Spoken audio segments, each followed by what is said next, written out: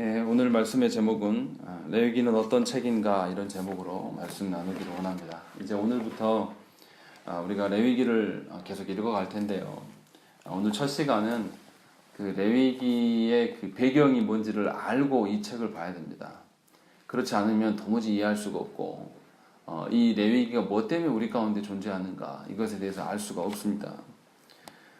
그래서 오늘은 이제 그 레위기에 앞서서 본문을 들어가기 전에 서론격으로 오늘 말씀을 드릴 텐데요. 오늘 드린 말씀을 잘 숙지하고 계셔야 됩니다. 혹여나 이 말씀이 잘 이해되지 않으시면 꼭 반드시 홈페이지를 통해서 다시 들으셔야 됩니다. 앞으로 오늘 드린 말씀들을 잘 정립해 놓으셔야지 뒤에 레위기를 읽어가면서 잘 이해가 된다는 것이죠. 근데 레위기가 이제 어떤 성경이냐? 보면 레위기가 우리가 모세 오경 중에서도 가장 안 읽는 성경이 레위기입니다. 왜냐하면 읽어도 무슨 말인지 모르겠거든요. 그리고 이것이 왜 있는지 잘 모르겠다는 것이죠. 그러나 생각을 해보세요. 모세 오경 중에서 어디에 있습니까? 순서상으로 봐보세요. 어디에 있습니까? 창세기, 출애굽기, 레위기, 민수기, 신명기. 어디에 있습니까? 한 중앙에 있어요. 정중앙에. 그렇다면 뭔가 굉장히 중요하다는 의미라는 거죠. 하나님께서 하나님의 당신의 어떠함에 대해서 분명하게 잘 알려줄 수 있는 책이다 라는 것에서 굉장히 중요한데 어떻게 중요하냐. 하나님께서 우리의 순서를 생각해 보시죠. 창세기는 창조하시고 타락에 대한 이야기들이 나옵니다. 그리고 당신의 택한 백성을 부르시고 그 백성을 애굽에서 건져내신 것, 그리고 출애굽기에서 가장 중요한 것, 시내산에서 당신을 드러내셔요. 처음으로 하나님 백성들에게 당신을 드러내신 곳이 있습니다. 거기 어디서 드러내십니까? 시내산에서 당신을 드러내셔요. 그런데 시내산에서 당신을 드러내시는데 거기에 범접할 수가 없습니다. 그래서 하나님께서 당신을 드러내시는 다른 방편을 주십니다. 십계명을 주신 후에 하나님께서 뭘 주십니까? 출애굽기 내용이 뭐예요? 잘 생각을 해보세요. 애굽에서 탈출한 내용만 그리고 있는 게 아니에요. 십계명의 말씀을 출애굽기 20장에서 주시잖아요. 그리고 그 뒤에 말씀을 주신 다음에 하나님께서 뭘 하냐면 뭐 만들려고 합니까? 성막을 만들려고 이야기를 하세요. 어떻게 구체적으로 만들으라고, 그리고 성막을 어떻게 활용할 것에 대한 이야기들을 출애굽기 마지막까지 정리하십니다. 그러니까 출애굽기의 내용은 사실은 애굽에서 탈출하는 내용보다 더 중요한 게 뭐냐면 사실은 성막의 내용입니다. 그러니까 하나님이 처음 나타내 당신을 드러내신 당신의 백성들한테 드러내셨을 때에 시내산에서 드러나셨는데 시내산에 가보니까 하나님 어떻다고 그랬죠? 번개가 막 일고 구름이 있고 천둥 번개 치니까 백성들이 어떻게 했어요? 하나님이 처음에 십계명 말씀 주니까 백성들이 어떻습니까? 하나님이 임재하심을 보고 어떻게 해요? 두려워 떨어요.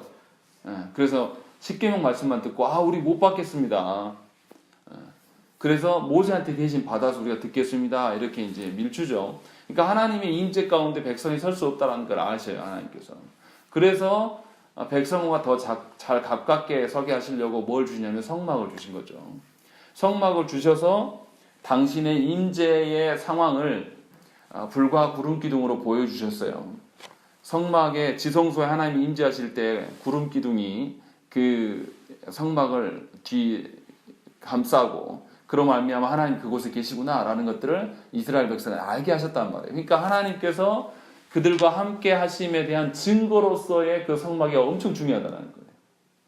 그리고 그 성막에서 뭐하냐? 성막에서 뭐하냐라는 것이 레위기입니다. 성막에서 하나님 앞에서 어떻게 너희가 예배할 거냐? 그 이야기를 알려주고 또 예배한 사람이 이제 하나님 앞에 서야 되면 어떻게 서야 됩니까? 거룩하게 서야 된단 말이죠. 그 거룩의 의미가 뭔지를 알려주는 것이 레위기고 이 거룩한 예배했으면 삶도 어떻게 해야 되죠? 그 예배에 합당하게 삶이 살아야 돼요. 그러니까 신자가 하나님 앞에 서는 것과 예배하는 것과 신자가 어떻게 살아야 될 것들을 아주 잘 드러내는 것이 뭐냐면 레위기의 말씀이에요. 그러니까 레위기를 모르면 하나님께 예배할 수가 없고 일단은 구약의 제사를 드릴 수가 없고 또 레위기를 모르면 어떻게 살아야 할지를 모른다라는 거예요. 근데 모세오경 중에서 가장 중요한 거잖아요. 그렇게 보면. 근데 놀랍게도 이것을 모릅니다. 누가요? 한국교회 성도들이. 중직자들도 모르고 목사님들도 잘 몰라요. 그러니 교회가 어디로 가겠습니까? 산으로 가는 거죠, 계속. 예배의 원리도 모르는 것이고, 또 예배를 드렸으면 거기에 합당한 그 거룩이 뭔지에 대한 것에 대해서 아무것도 모른다는 것이죠. 그러나 우리가 분명히 레위기를 잘 알아야 돼요. 전에도 말씀드렸는데 미국의 어떤 교회에 목사님이 개척하였을 때 처음에 설교했던 게 레위기서만 약 2년 동안 설교를 했습니다. 그만큼 중요한 말씀이고, 유대인들도 5살이 되면, 아이들 5살이 되면 처음 읽히는 성경이 어디냐면 레위기입니다. 신기하죠? 그만큼 레위기는 하나님께 예배하는 법과 하나님 앞에서 어떻게 살 것인가를 정확히 드러내주는 성경이에요. 그래서 굉장히 중요합니다. 그래서 이제 이 레위기를 통해서 우리가 하나하나 배워가셔야 돼요. 그런데 이제 레위기를 하기 전에 사실 우리가 성막을 알아야 됩니다. 성막을 모르고는 레위기를 설명할 수가 없어요. 그래서 먼저 이제 성막에 대해서 이야기를 해야 되는데요. 오늘 1절 말씀 보면 뭐가 되겠습니까? 뭐가 나옵니까? 예. 회막이 나옵니다. 보세요. 성경에서 성막을 가르치는 단어가 여러 가지가 있습니다. 일단 성막, 또 뭐 있습니까? 회막, 또 뭐 있습니까? 성소, 그리고 또 뭐 있습니까? 성전, 이렇게 있습니다. 이 구분되십니까? 어쩔 때는 회막이라 불렀다, 어쩔 때는 성막이라 불렀다, 어쩔 때는 성소로 불렀다, 어쩔 때는 성전이라 불렀다. 도대체 이게 구별이 안 된단 말이에요. 근데 이거 구분하셔야 돼요. 이거 구분 못하면 무슨 의미로 지금 이거 쓰고 있는가를 알 수가 없게 됩니다. 그래서 먼저 성소부터 이야기해야 돼요. 성소는 뭐냐면 하나님께 예배드리는 예배 장소를 성소라고 부릅니다. 그러니까 성소를 부르면 예배구나 라고 우리가 의식을 해야 돼요. 하나님이 성소에서 만나자 했다 그러면 예배드리러 오라 했구나, 이렇게 받아들이시면 돼요. 그리고 성막은 뭡니까? 똑같이 성소로 가리키는 단어인데 막이 뭘 나타내는 것이죠? 천막이라는 뜻이에요. 천막. 천막이라는 것은 뭐죠?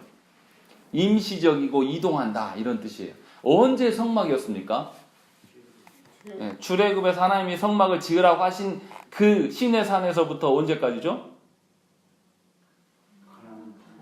아니, 누구 때까지요? 누가 성전을 짓잖아요. 솔로몬이 지으니까 다윗 때까지는 성막이란 뜻이에요. 이해되시죠? 그러니까 성막은 접었다 폈다 하는 것이고, 이동하는 것, 임시적인 어떤 개념이라는 것이고, 성전은 그럼 어떨까요? 솔로몬이 지었고 성전을 지으면 이동이 됩니까? 안 됩니까? 이제 딱 고정이 되는 것이죠. 그러니까 성전을 이야기할 때는 영원한 것이고 고정적이고 예루살렘에 있다라는 우리가 개념을 이제 아셔야 된다는 것이죠. 그리고 이제 마지막으로 회막. 그럼 회막이 무슨 뜻일까? 회막은 하나님과 만나는 장소로서의 회막이에요. 성경에 보면 어떤 게 있냐면 진영 밖 회막이다, 이렇게 이야기할 때가 있어요. 그 이스라엘의 진영 가운데 한 가운데 뭐가 있었습니까? 성막이 있었어요. 성막이. 근데 어떤 구절에 가보면 진영 밖 회막이라고 이야기를 해요. 이게 말이 됩니까? 안 됩니까? 안 되죠. 왜냐하면 성막은 항상 가운데 있었기 때문에. 그런데 이 말은 뭐냐면, 회막이라는 건 뭐냐면 하나님이 만나는 장소다, 이런 식으로 쓰이는 거예요. 그러니까 하나님이 회집해 모여라 라고 했을 때는 회막이라는 단어를 써요. 모임의 중요성을 이야기를 할 때. 하나님께서 하나님의 백성들과 만나는 의미로 사용할 때는 회막이라는 단어를 사용합니다. 그러니까 우리가 성경을 읽어갈 때 1절에 보시면 여호와께서 회막에서 모세를 부르신다. 이것은 모세와 만나기를 원하신다. 만남의 강조점이 찍어져 있는 거예요. 그러니까 만나서 예배한다, 이런 뜻이 아니라 이제 만나서 어떻게 하나님께 제사를 드릴 것인가 하나님 가르쳐 주는 거예요. 그러니까 이건 예배는 약간 다르죠. 그런 식으로 우리가 성소에 대해서 용어 정리를 하셔야 돼요. 이해를 하셔야 돼요. 그러니까 저도 설교할 때 막 섞어서 쓰는데 이것을 구분하여서 잘 들으셔야 됩니다. 어쩔 때 성소라고 쓰고, 성소가 뭐라고 그랬죠? 성소를 쓰면 뭘 생각하시라고요? 예배, 제사를 드리는 장소. 그리고 성막과 성전은 천막이냐 고정된 건물이냐, 이런 의미로. 또 이거를 또 더 설명하면 어떨게요? 성막은 어떤 거죠? 계속 이동하는 임시적인 어떤 거처의 개념으로. 성전은 고정적인 개념으로. 그러면 우리가 하나님 앞에서 영원히 거할 그곳은 어디입니까? 성막일까요? 성전일까요? 성전이라고 그러죠. 그래서 예수께서 성부께 나아가셨던 그 하나님 나라의 성막이라고 하지 않아요. 그때는 성전이라고 이야기를 하는 것이죠. 그럼 이 땅에는 성전이 있습니까? 없습니까? 없죠. 이제는 의미가 없죠. 이해되시죠? 이렇게 이제 구분하시면 됩니다. 그리고 회막은 당신의 백성들을, 회중을 함께 하나님 만나기를 원하시는 그런 장소, 교훈하고 가르치는 그런 측면으로서 그렇게 이제 우리가 말씀을 보시면 됩니다. 그리고 성막을 이제 성소, 성막, 성전 다 이게 다 이제 이해가 됐어요. 이해가 됐으니까 이제 성막을 설명할 때 성막은 우리가 잘 아시는 것처럼 어떻게 됐냐면 가로가 50m, 세로가 25m예요. 그래서 딱 반 가르면 어떻습니까? 정사각형 모양의 25m의 방이 생기고 이쪽에 방이 두 개 생기는 거죠. 그래서 먼저 제사장들이 드나드는 방, 그 방을 뭐라 그러죠? 성소인데 우리가 앞으로 이제 설명해야 되니까 내성소라고 이야기를 하시죠. 이게 편합니다. 성소의 구분은 어떻게 되냐면 언약궤가 들어있는 지성소가 있고 그 다음에 여기 지성소에는 누구만 갑니까? 대제사장 혼자. 그것도 언제 가요? 대속죄일 한 번 가는 거예요. 그리고 내성소에는 누가 갑니까? 제사장들만 갑니다. 그리고 성전 뜰에는 누가 갑니까? 백성들이 가는. 그래서 우리가 성막, 성소 이렇게 부를 때는 색을 다 포함해서 이야기를 하는 거예요. 지성소와 내성소와 성전 뜰 이렇게 다 포함해서 말하고 있는 겁니다. 그래서 이런 구조로 되어 있다. 이렇게 이해를 하셔야 돼요. 그래서 성전 뜰에는 뭐가 있습니까? 물두멍과 하나님께 번제를 드릴 제단이 있어요. 이거는 나중에 이야기하시죠. 이것까지 이야기하면 복잡해지니까. 자, 그리고 나서 이제 레위기에 보면 1장부터 7장까지 5가지의 제사 종류를 언급을 합니다. 우리가 잘 아는 것처럼 번제, 소제, 화목제, 속죄제, 속건제를 이야기를 합니다. 그래서 1장부터 5장까지는 5가지 그 제사의 절차를 성도 입장에서 어떻게 절차를 들여서 해라 라고 이야기를 하는 것이고 6장과 7장에 언급하고 있는 것은 뭐냐면 이제 그 제물을 드리고 난 그 부유물들이 있을 거 아니에요. 태운 재라든지 아니면 남은 고기라든지 이런 걸 어떻게 처리할 것인가 이것을 이제 설명해주고 있습니다. 그래서 제사와 관련돼서 7장까지 설명을 하고요. 그 뒤로는 이스라엘 백성들이 어떻게 하나님 앞에 살아갈 것인가의 언급들을 이제 쭉 나열하고 있습니다. 이제 번제가 뭔지 소제가 뭔지 이거는 다음 주에 이제 하나씩 해나가면 돼요. 그런데 여기서 이제 우리가 헷갈리는 게 있는 게 뭐냐면 번제, 소제, 화목제, 속죄제, 속건제 이건 알겠어요. 이건 아예 제사 방법이 다른 겁니다. 그런데 성경에 또 뭐가 나오죠? 다른 제사 이름 부르는 형태가 나타나요. 뭐가 있습니까? 번제는 화제, 또 뭐 있습니까? 전제, 요제, 이런 게 나타나요. 거제, 이런 게 나타나요. 이거는 뭐냐면 제물을 어떻게 드리는 방식이에요. 예배의 방식이 아니라 제물을 어떻게, 그러니까 하나님께 이 5가지 제사들은 하나님이 아예 제사의 종류를 나눠놓은 것이고요. 아예 목적이 다릅니다. 하나하나가. 그런데 이 제사를 드릴 때 어떻게 제물을 올려드리느냐에 따라서 의미가 달라지는 것이 뭐냐면 전제나 거제나 요제나 화제 이렇게 쓰입니다. 이것도 구분하셔야 돼요. 이게 더 중요합니다, 사실은. 그래서 거제는 뭐냐면 올려드리는 어떤 제사를 말하는 거예요. 그러니까 방법을. 그래서 하나님께 올려드리는 모든 제물을 일반적으로 거제라고 이야기합니다. 그래서 11조와 또 성전에서 바치는 여러 가지 봉헌물을 다 포함해서 거제라고 이야기합니다. 하나님께 올려드릴 제물을 이야기할 때 거제라고 이야기하는 것이죠. 그리고 요제는 뭡니까? 뭘까요? 흔들어서 드리는 어떤 그런 것들, 제사의 방식. 그리고 전제는 뭡니까? 전제를 다른 말로 관제라고도 이야기합니다. 이거 뭐 하는 거죠? 붓는 거예요. 붓는 거. 포도주를 붓는다든지 독주나 기름을 붓는다든지 이런 식으로 붓는 방식을 이야기를 하는 것이고 화제는 뭘까요? 우리가 불로 태운다고 많이 알려져 있어요. 근데 이것이 오해된 겁니다. 저도 그렇게 알았어요. 이번에 설교 준비하면서 깨달아 이제 안 겁니다. 화재는 불로 태운다는 개념이 아니라 헌물로 또 음식 제물로 드려지는 모든 것을 화재라고 이야기합니다. 그러니까 중요한 거는 어떻게 올려드리느냐의 형태, 뭐 전제, 요제, 뭐 이런 것은 제사의 종류가 아닙니다. 예, 헷갈리시면 안 돼요. 제사 종류는 몇 개라고요? 5개. 뭐 있다고요? 번제, 소제, 화목제, 속죄제, 속건제 이렇게 있다. 외우세요. 그냥 이거 나음기 하셔야 어차피 레위기 하려면 다 외우셔야 됩니다. 번소, 화제건 이렇게 해서 외우시면 됩니다. 그렇게 해서 이제 제사의 방법을 하나 주시고 제사의 방식을 약간 달리해서 또 하신다라는 것을 이제 우리가 알아야 돼요. 이제 이것들은 이제 나중에 계속 읽어가다 보시면 번제 안에서 또 화목제 안에서 어떻게 할 것인가 나타나요. 그러니까 보시면 되고요. 중요한 거는 이제 제가 단어 정리를 대충 한 거고요. 중요한 건 이제 여기서부터입니다. 레위기에서 왜 제사법으로 먼저 시작하냐 이것이 굉장히 중요한 것이죠. 아까 서두에 말씀드린 것처럼 레위기는 하나님이 거주하시는 하나님이 임재하시는 성막을 어떻게 운용할 것인가에 대한 책이에요.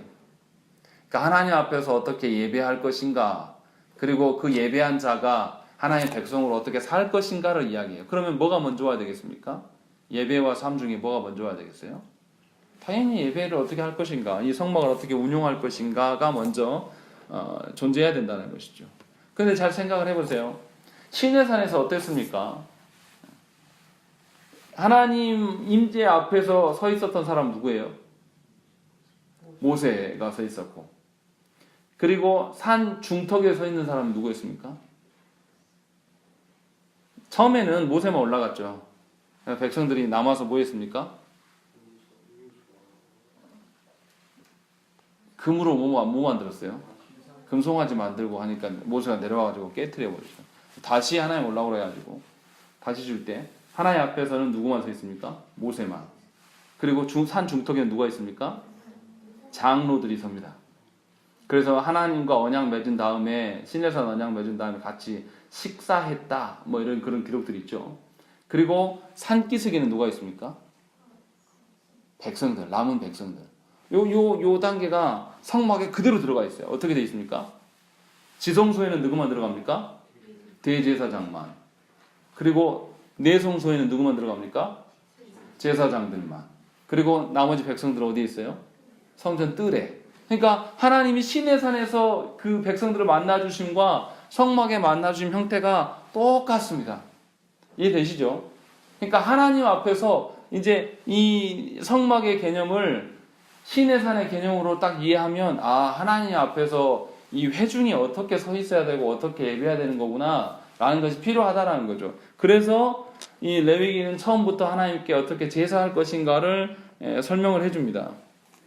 그래서 이 하나님 주신 성막을 어떻게 활용할 것인가, 이 백성들이 어떻게 그 앞에서 하나님 임재를 경험하고 하나님 임재를 아는, 우리는 하나님과 함께 살아갈 수밖에 없는 존재이구나를 깨달은 이 백성이 어떻게 이렇게 일상을 살아갈 수 있을 것인가 라는 것에 대한 책이기 때문에 당연히 예배가 어떻게 드려져야 되는 것을 먼저 이야기할 수밖에 없는 것입니다. 그러니까 여러분들의 삶 중에서 뭐가 먼저입니까? 예배가 먼저예요. 여러분들의 삶과 형편이 먼저가 아니에요. 우리 한국교회의 신앙 선배들이 아주 좋은 장점이 뭡니까? 지금 우리는 많이 약화됐잖아요. 예배예요, 예배. 너무 형식화된 것도 문제가 있지만은 그래도 뭘 하든지 예배를 했어요, 항상. 어디 가서 뭐 사람들이 보든지 말든지 야외를 가도 지금 우리 젊은 세대는 예배 안 드리려고 그러잖아요. 누가 예배 장소가 안 되면. 근데 우리 선배들은 안 그랬어요. 뭐 길 가든지 뭐든지 무조건 예배를 드렸습니다. 그래서 항상 예배로 시작하고 예배로 마무리하려고 예를 쓰는 그런 신앙생활이 한국교회 안에 아주 좋은 모델로 있는데 많이 사라졌어요. 그것이 있다라는 거죠. 그러니까 항상 레위기의 순서상으로 봐도 뭐가 먼저라는 것이죠? 예배함이 먼저라는 거예요. 여러분들의 형편 따라서 예배의 처지가 바뀌고 달라지는 것이 합당하지 않다라는 거예요. 실상은 하나님께 우리가 예배 드리기 위하여서 일상을 열심히 살아가는 거예요. 일상 일들을 열심히 해놓고 하나님 예배 시간, 그 시간을 확보하려고 우리가 살아가는 형태로 살아야 되는 거예요. 내 마음대로 살다가 남는 시간 예배하는 형태가 아니라 하나님께 약속한 시간들을 올려드리려고 내가 나머지 시간들을 열심히 살고 정리해 나가는 거예요. 그러니까 우리 신앙 선배들 어떻게 했냐면 예배 있는 날은 미리미리 아침에 더 일찍 일어나서 미리미리 일을 해요. 그렇게 해서 예배 드릴 수 있는 시간 확보를 해놓는다는 거죠. 자기가 손해보더라도. 그리고 예배 있는 날은 약속도 안 만나요. 누구를 만날 일이 있어도 자꾸 피하려고요. 왜냐하면 예배에 장애를 줄까 봐. 저도 그렇습니다. 수요일 날은 수요 기도회가 있으니까 누구 안 만나려고 해요. 가급적이면. 할 수 없을 때는 어쩔 수 없지만 가급적이면 누구 안 만나고 예배당에 있으려고 하는 거예요. 또 뭐 당연히 토요일은 더 그렇고요. 그런 식으로 예배 중심적인 삶을 살아야 될 것들에 대해서 레위기가 먼저 이야기하고 있는 거예요. 그러니까 하나님 앞에서 온전하게 이 제사를 드리지 못한 사람은 어떻습니까? 살아남을 수가 없어요. 하나님 다 죽이셨단 말이죠. 그러니까 하나님께 예배하는 삶이 없는데 어떻게 일상의 삶이 있겠냐. 이게 지금 이 레위기의 시작이에요. 그래서 레위기는 제사법부터 먼저 이야기를 합니다. 그러니까 저와 여러분들이 이 제사, 5가지의 제사를 읽어가면서 그 원리를 잘 아셔야 돼요. 우리가 제사를 지금 드리진 않잖아요. 예배로 바뀌었지 않습니까? 여기에서 예배를 어떻게 우리가 대해야 될 것인가 라는 것을 잘 배워야 된다는 것이죠. 그리고 이제 레위기에서 가장 중요한 게 뭡니까? 하나님 앞에 나가려면 우리가 어떤 상태여야 되죠? 거룩해야 됩니다. 뒤에 가시면 하나님께서 음식들을 이야기하죠. 어떤 음식, 정한 것과 부정한 음식들 하나님 막 나누시죠. 그런 이야기를 하는 이유가 뭐냐면 거룩 때문에 그래요. 그럼 거룩이 뭡니까? 우리가 거룩의 의미를 잘 알아야 돼요. 거룩이 뭔지를 모르면서 하나님 앞에 예배한다는 것은 일단 말이 안 됩니다. 거룩이 뭘까요? 거룩이라는 단어에는 2가지 의미가 포함되어 있습니다. 분리한 것과 완전함, 이 2가지가 있는 거예요. 거룩이라는 것은 다시 말씀드립니다. 분리되는 것과 완전함, 이 2가지가 다 들어있는 것이죠. 분리되어야 될 것은 뭐 당연히 이해가 되시겠죠. 뭐가 분리되어야 되겠습니까? 세상의 것들과 부정한 것들과 우리가 분리되어야 되는 것을 이야기를 하는 것이고, 그래서 완전함이라는 건 뭐죠? 완전한 정결의 상태를 이야기하는 것이죠. 그냥 어정쩡하게 거룩함, 어정쩡하게 어떤 순결함 이걸 말하는 게 아니라 완전한 어떤 정결의 상태라는 것이죠. 그렇다면 인간에게서 이 완전한 정결함의 상태를 찾을 수 있을까요? 찾을 수 없습니다. 그것이 이제 우리가 잘 알아야 될 내용이에요. 그러니까 이 거룩이라는 단어는 누구한테만 쓸 수 있는 거죠, 사실은? 하나님께만 쓸 수 있는 거예요. 왜냐하면 우리는 완전할 수가 없기 때문에. 그래서 거룩이라는 건 이야기할 때는 원래의 의미가 뭐냐면 하나님의 내적인 속성을 이야기할 때 거룩이라고 이야기합니다. 우리한테는 없어요. 거룩해지고 싶은 열망은 있을지 모르겠지만 그 거룩이라는 그 원천이 하나님께서부터 나오는 것이죠. 그런 점에서 하나님에게만 쓰는 어떤 단어로서 하나님에게 쓰는 그 속성으로서의 거룩이에요. 그러니까 우리와는 완전히 분리되시는 것이죠, 사실은. 근데 그런 하나님이 그 거룩하신 하나님이 어떻게 하신 거죠? 레위기에서 성막을 주셔서 어떻게 하시기를 원하신 거죠? 만나 주시기를 원하는 거예요. 이 백성들과 함께 살아가기를 하나님이 원하신다라는 것이죠. 그러니까 거리가 원래 있는 것인데 거룩이라는 것은 분리되는 개념인데 그런데 그 하나님이 거룩하신 그분이 우리에게 찾아오셨어요. 그럼 우리 안에 있는 우리가 거룩을 하나님으로부터 맛볼 수 있게 되죠. 그러니까 우리가 누리는 거룩이라는 건 뭡니까? 하나님으로부터만 오는 거룩이에요. 그러니까 우리 안에서 내가 하나님 앞에 뭔가를 올려드릴 때 내가 막 열심히 노력해가지고 내 어떤 노력과 헌신과 내 힘으로 올려드리는 이것은 거룩한 겁니까? 아닙니까? 거룩한 게 아니죠. 그럼 하나님 이거 받으실 만합니까? 아예 안 받으실까요? 아예 안 받으십니다. 이거 우리가 잘 아셔야 돼요. 굉장히 중요한 원리예요. 그런데 이 거룩함에 대한 개념이 없기 때문에 우리 한국교회 성도들이 어떻게 해요? 자기 열심과 노력으로 신앙생활을 막 하려고 해요.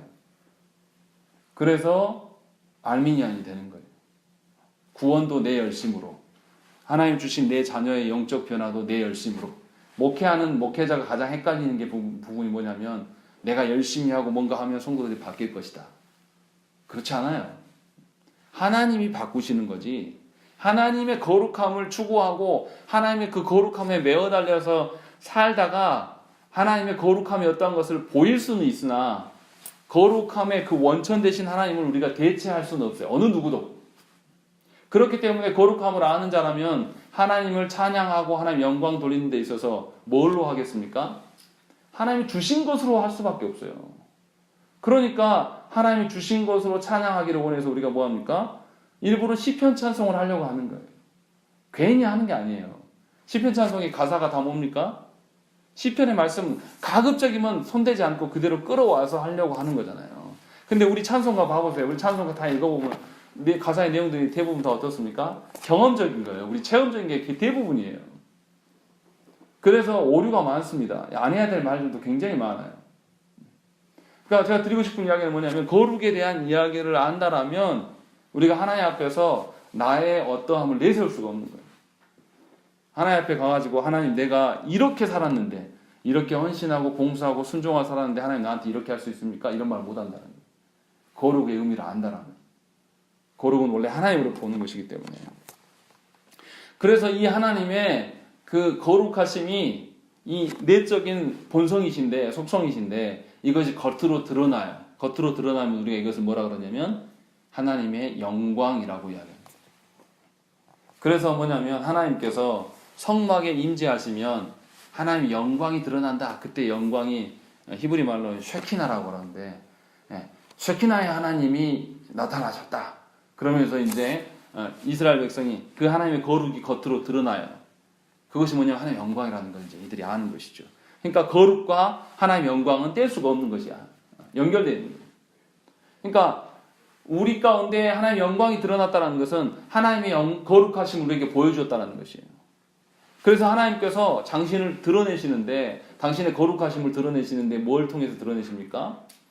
뭐 번개의 형상으로 구름으로 어떤 아니면 천사를 통해서 아니면 피조물의 어떠함 속에서 드러내기를 원하셨어요. 그래서 하나님께서 아담과 하와에게 뭐 했습니까? 모든 피조 세계를 어떻게 하라고요? 정복하고 다스리고 그 안에 충만해질 것들. 그러니까 하나님의 그 영광이 하나님의 거룩이 그 안에 다 발현될 수 있도록 네가 하나님 앞에 헌신하고 살아라 라고 하나님 이야기를 하신 것이죠. 그렇기 때문에 이 하나님으로부터 출발한 거룩이기 때문에 우리가 하나님의 것을 추구하면서 하나님의 영광을 이야기할 수밖에 없다는 거죠. 그러니까 이 하나님께서 분명히 당신의 어떠하심을 당신의 그 어떤 영광을 드러내신다는 거예요. 그것이 피조 세계에 다 온전히 드러난다는 거죠.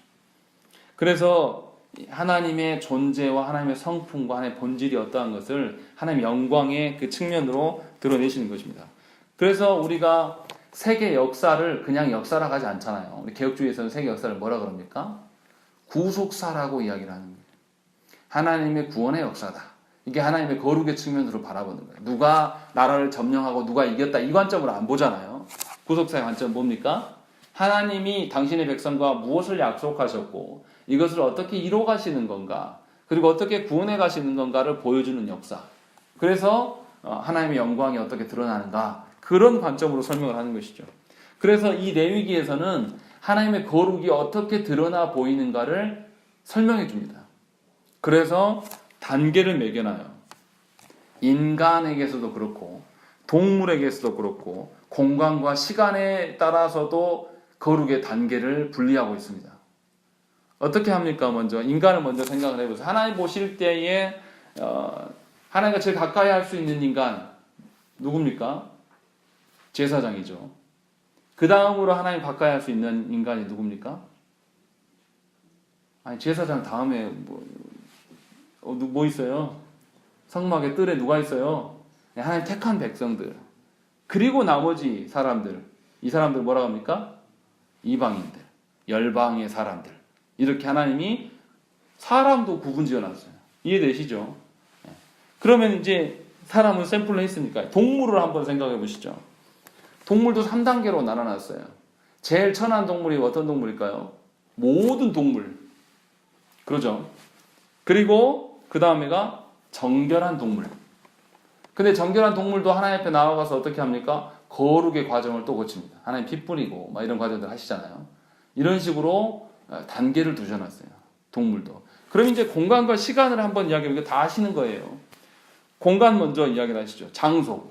하나님이 제일 천하게 보시는 장소 어딜까요?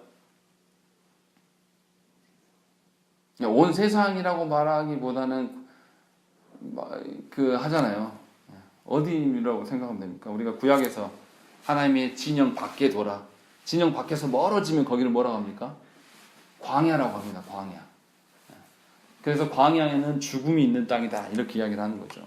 물론 온 땅도 같은 개념이에요. 그리고 나서 그 다음 거룩하게 본 땅이 어디죠? 하나님께서 이스라엘에게 약속하셨던 가나안 땅 또는 이스라엘의 진영이라고 이야기합니다. 이스라엘 백성들이 광야를 걸어가는데 이스라엘의 성막을 중심으로 세 지파씩 이렇게 다 이렇게 진을 치고 있잖아요. 이 진영이 하나님과 더 가깝고 거리적으로 더 거룩하다라고 이렇게 보는 거죠. 그래서 어떻게 합니까?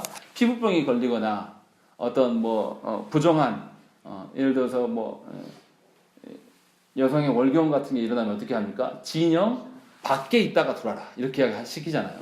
이게 하나님의 거룩에 대한 어떤 정도를 두는 거예요. 여성을 비하하고 차별하려고 하는 게 아니라 하나님의 거룩함을 나타내기 위해서 이런 방식으로 쓰는 거죠. 그리고 나서 제일 거룩한 곳, 하나님이 임재하시는 곳이 어디죠? 성전인 것이죠. 성막. 이제 이런 식으로 하나님께서 레위기에서 나눠서 설명을 하신다는 것을 우리가 알아야 돼요.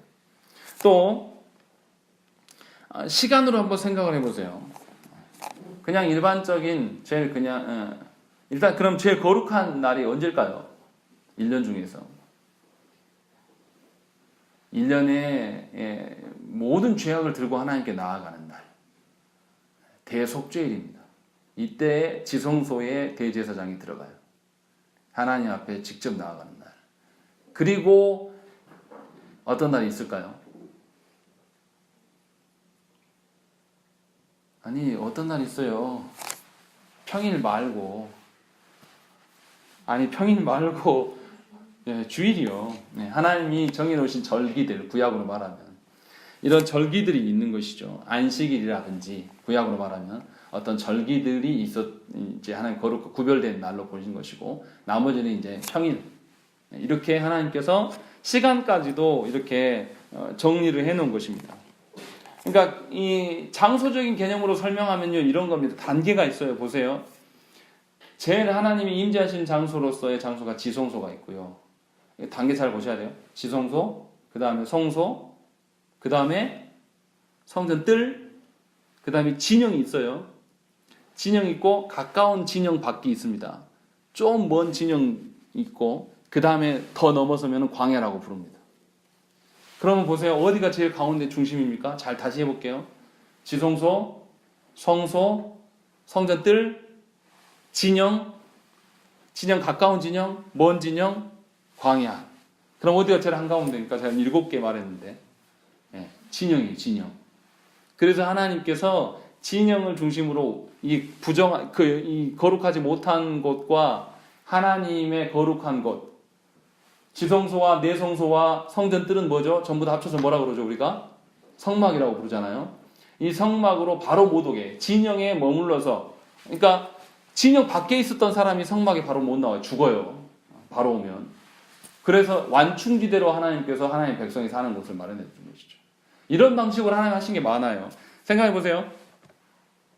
하나님께서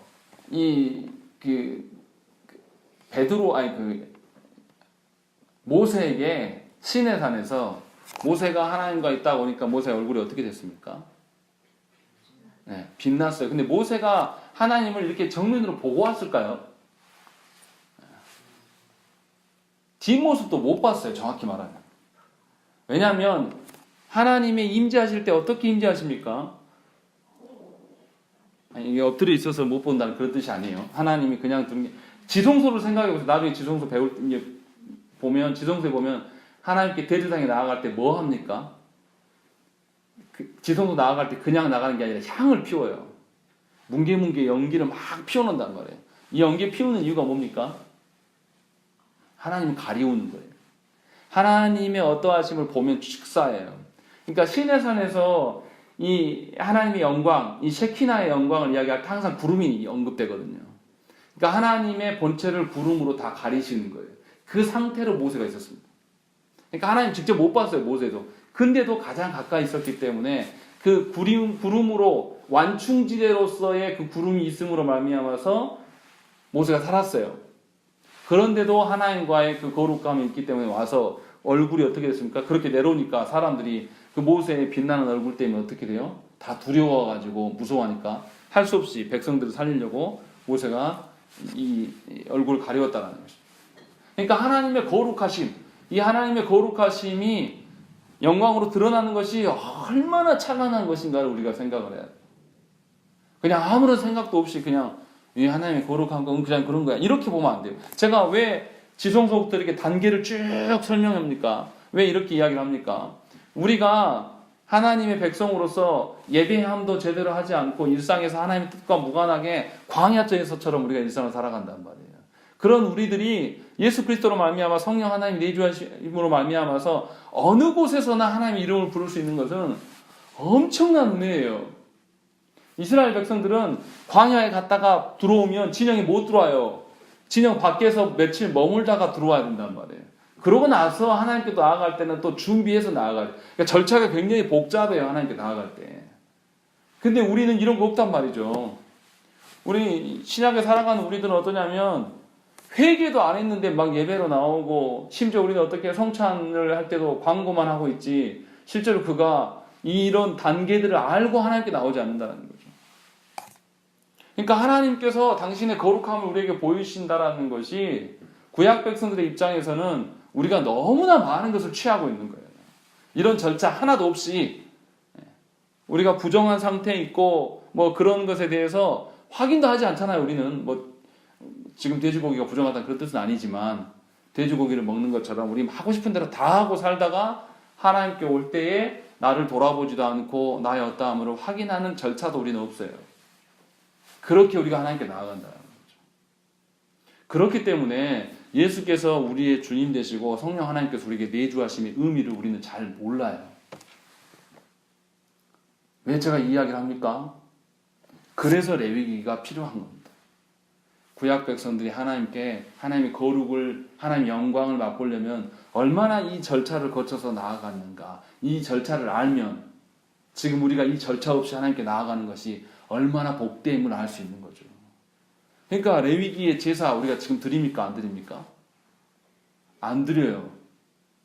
그런데 레위기의 제사법을 우리가 알아야 되겠습니까? 몰라야 되겠습니까? 알아야 돼요. 그래야지 우리 예배가 너무 수월한 것이고 우리 예배가 이러이러한 하나님의 절차를 당해서 예수 그리스도께서 이 모든 것을 완성하셨기 때문에 우리가 하나님의 이 절차 없이 그냥 가는 거구나라는 것을 조금 안단 말이에요. 그래서 하나님께서 신약을 사는 우리들에게 레위기를 뭘로 주신 거예요? 성경으로, 모세오경에서도 한 중심으로 주신 거란 말이에요. 그러니까 이 레위기의 절차를 알면 우리가 예배로 나아갈 때 어떻게 느끼겠어요? 내가 이 예배함이, 이 예배에 참석할 수 있는 이 자체가 무한한 영광이다라는 걸 알아요. 그러면 예배에 함부로 설 수가 없는 거죠.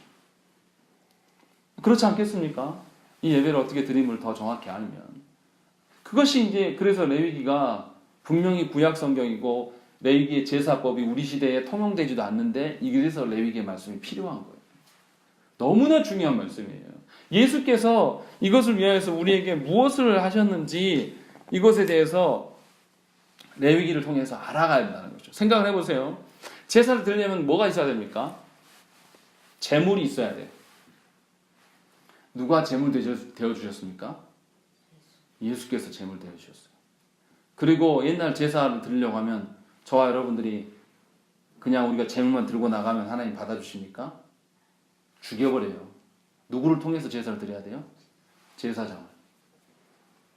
누가 제사장 되어주셨습니까? 예수께서. 그것만이 아니죠. 또 어떻게 했습니까?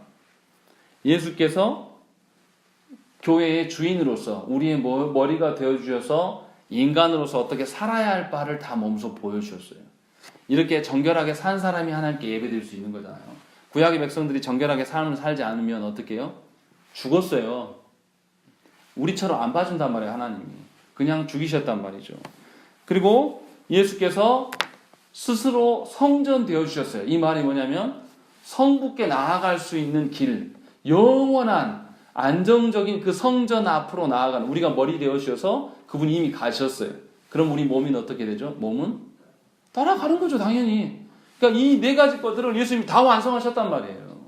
그러니까 구약에 나와 있는 이 제사법과 이 절차를 알면 예수께서 하심이 얼마나 많은 일을 하셨는지, 간단하게 제가 네 개를 말한 것이지 얼마나 하나님께서 우리에게 사랑하셔서 당신의 아드님을 내주셨는지 할 수밖에 없다는 거죠. 그래서 레위기의 말씀은 정말 필요해요.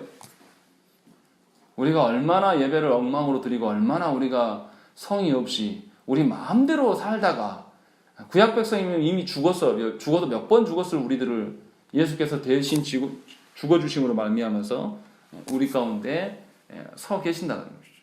그래서 레위기의 말씀을 바르게 알면 하나님께 예배하며 얼마나 은혜인 줄을 알 수 있어요.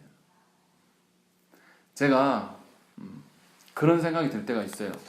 한 번씩 우리가 수요 기도에는 한 번씩 돌아가면서 설교도 시키고 사회도 보게 한번 해볼까.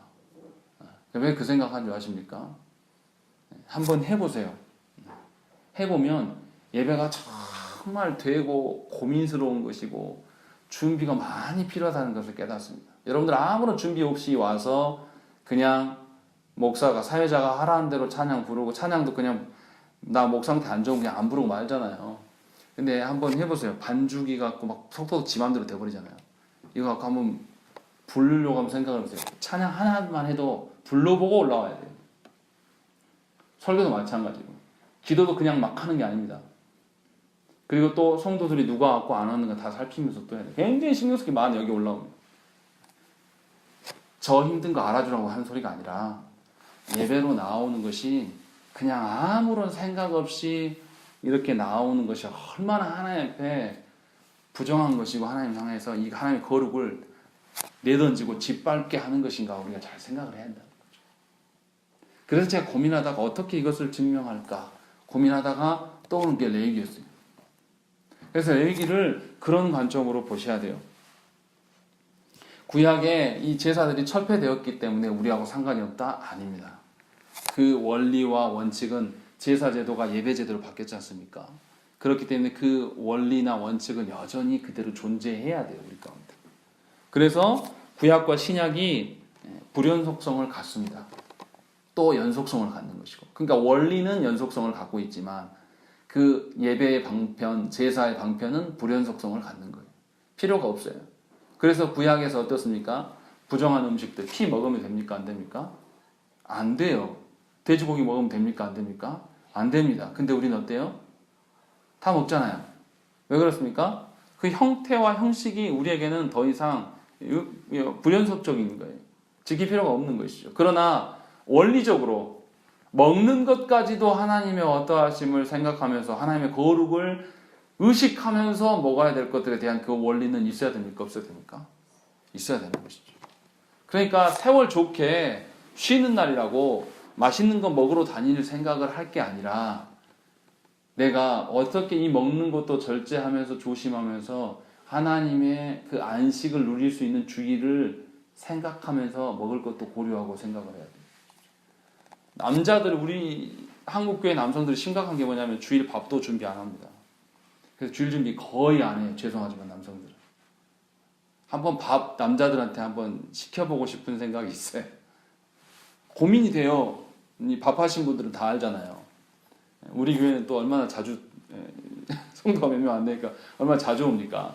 그럼 무슨 메뉴로 할 것인지, 또 그러면 이 장 보는 것도 언제 해야 돼요? 다 주일 전에 해놔야 돼요. 그러니까 신경 쓸 게 많다는 것이죠.